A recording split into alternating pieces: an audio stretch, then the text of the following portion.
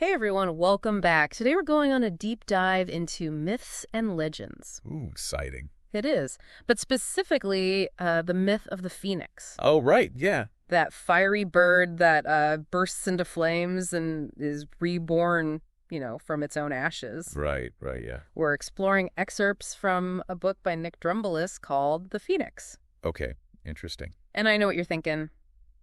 Rebirth, renewal, all that kind of stuff. Yeah, the typical interpretation. Right. But this author has a totally different take.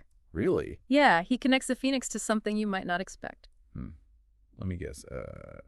Like ancient calendars. Calendars, really? Yeah. Wow, that is not the typical interpretation you say. Yeah, no, it's not. So how does a bird dying in a burst of flames relate to, keeping track of time? Right. Yeah, well, remember, for ancient cultures, the lunar cycle. Oh, yeah. It wasn't just about, pretty moon phases. Right. It was fundamental to how they understood the passage of time. Yeah. The seasons, everything. Yeah. Drumballis is suggesting that these myths, like the phoenix, were actually cleverly encoding this deep understanding of these cycles. Okay, I'm seeing where this might be going. I have the book right here. Okay. And Drumballis talks about a specific 25-year calendar cycle the Egyptians used. Right, yeah. Something about it being 9,125 days long. Exactly. And what's fascinating is that it almost perfectly aligns with 309 lunar months. Almost. Almost, yeah. So there's like a little mismatch. There is, yeah, just a tiny difference. How tiny are we talking? About 0.0484 days. Oh, okay, well, that seems insignificant. It seems insignificant, yeah. But over time... Over time, it adds up. Right, like a few seconds on your watch. Exactly. Turning into minutes, then hours. Yes, and every 500 years, that tiny difference accumulates to almost a full day. Wow.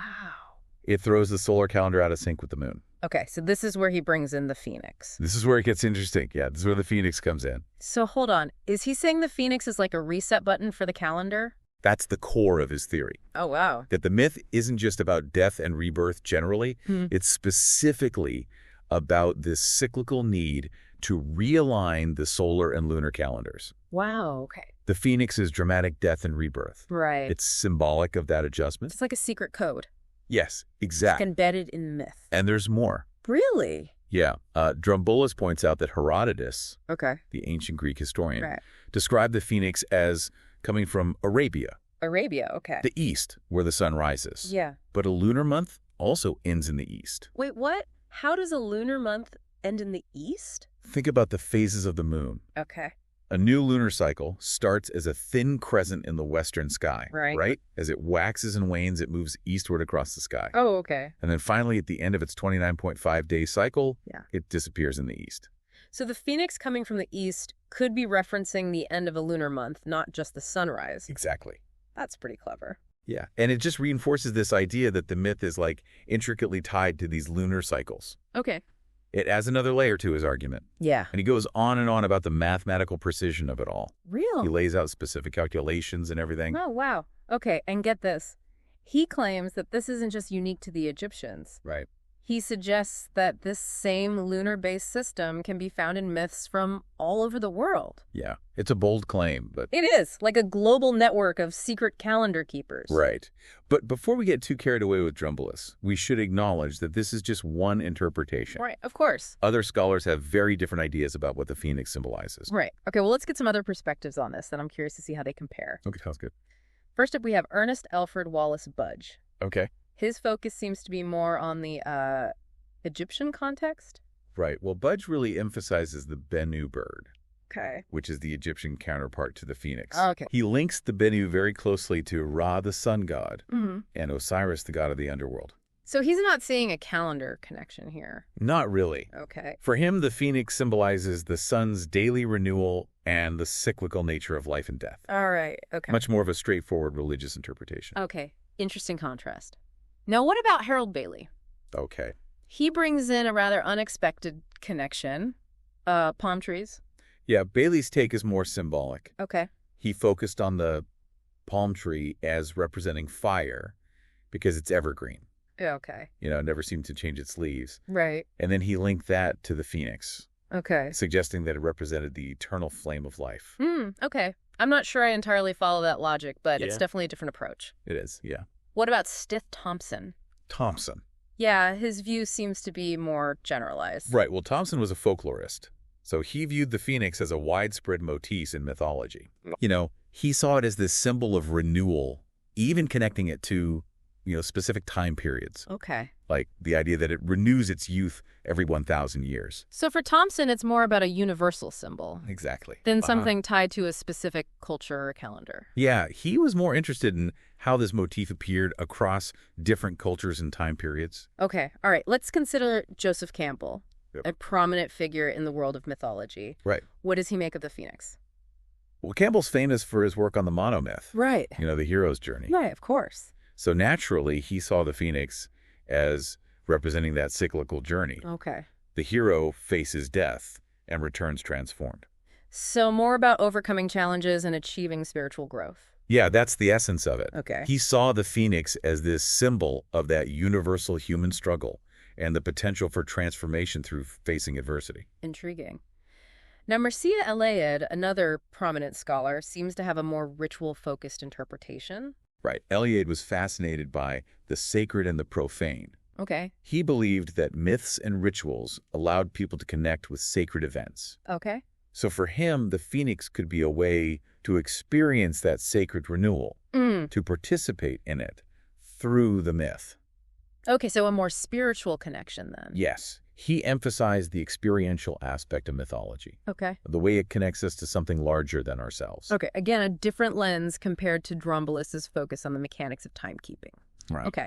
I'm curious about Barbara G. Jones's perspective. Okay. She seems to connect the phoenix to royalty and fire rituals. Right. Well, Jones drew on various sources, including Egyptian and Phoenician mythology, Okay. and she linked the phoenix to the burning of sacred kings, Okay. a ritual meant to symbolize death and rebirth, Right. ensuring the continuity of rulership. So the phoenix represents the cyclical nature of power and leadership. Yes, in a way. Okay. She saw it as representing how power is passed down, how it endures through this symbolic death and renewal. Fascinating. Now, Roelof Vandenbroek seems to have a very comprehensive, Yeah. maybe even all-encompassing approach. Yeah, Vandenbroek was incredibly thorough. Okay. He compiled this vast range of interpretations, Oh, wow. linking the phoenix to everything from the sun and time to resurrection, and even Christian symbolism. Wow. So the phoenix is almost like a blank canvas onto which different cultures projected their own meanings.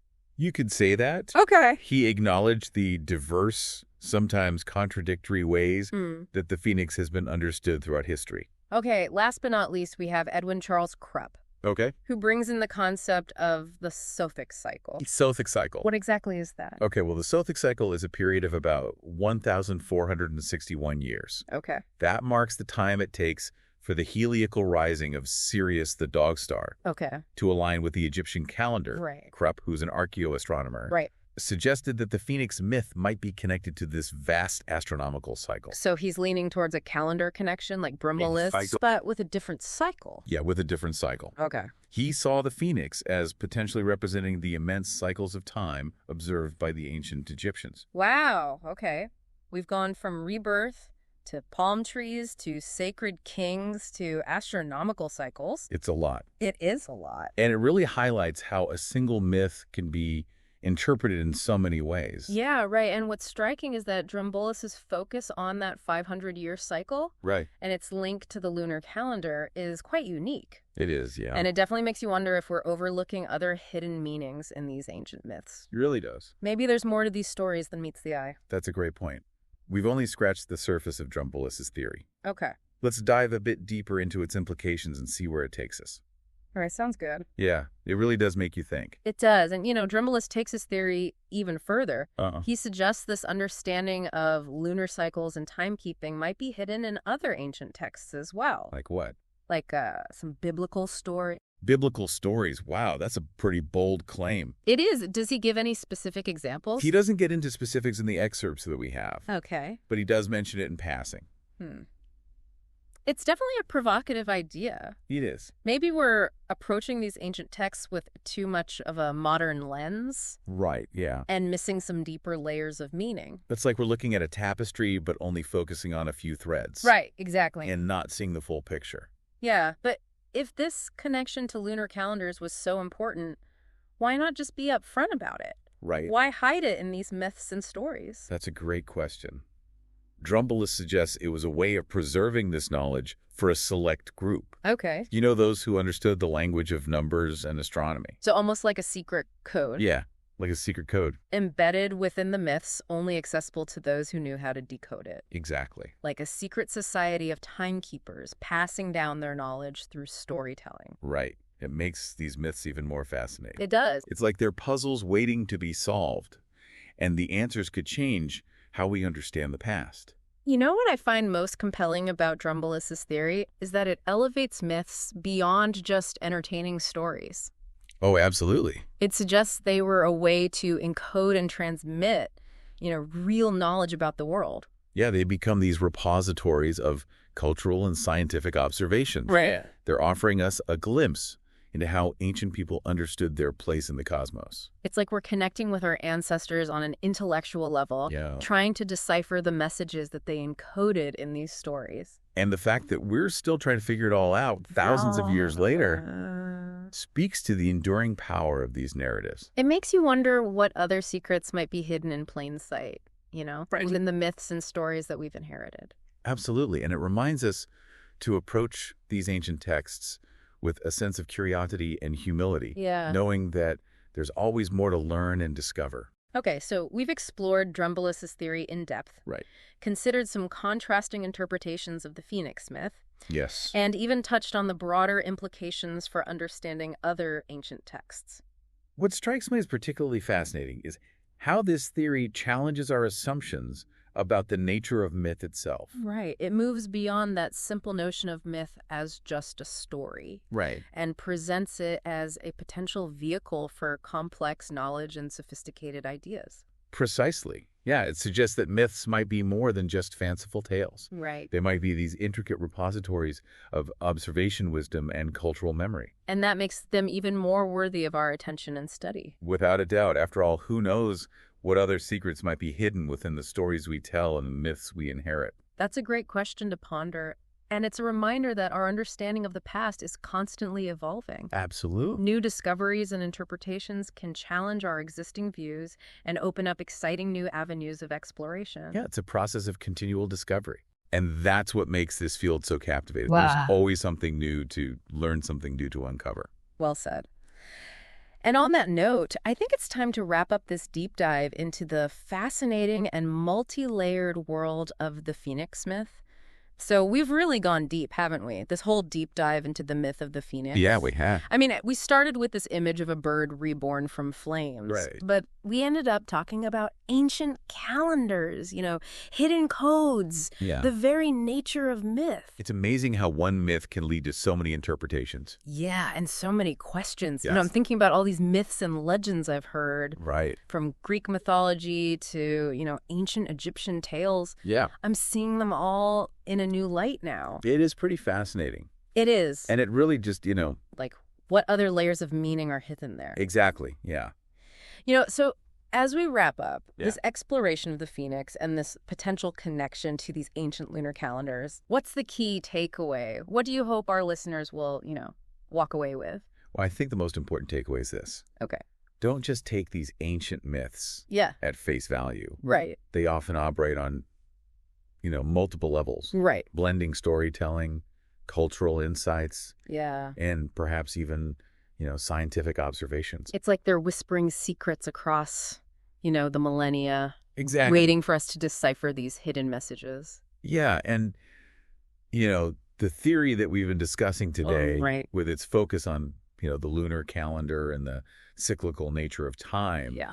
It's just one example of how much depth and complexity we might find when we really dig deep into these ancient narratives. So next time you encounter a myth, whether it's, about a fiery bird, a mischievous god, or a hero's journey, remember there might be more to the story. Always more to the story. What are the symbols? What are the numbers? What might be hidden? Yeah. Approach these stories with curiosity. With an open mind, and you might be surprised by what you discover. You might even unlock a secret or two. Right. That's been waiting centuries to be revealed. Happy exploring.